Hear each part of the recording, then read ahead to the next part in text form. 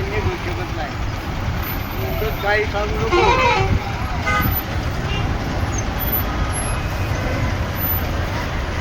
लगेच काय करून 2 वेळेला सुद्धा काय टोपलीकडे मग पब्लिकला जायला करत आणताय का होणार लोकांना. एक काही एका साईडला जायला इच्छा नाही. सगळं साईडला जाणारी वा लोकांना कुठे जाऊ.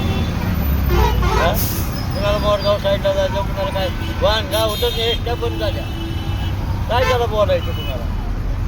गर्दी कशामुळे होती? गर्दी हे का असे ट्रॉफिक जाम होते ना. म्हणून गाड्या उभ्या राहतात. काय केलं का 15 तारखेला आम्हाला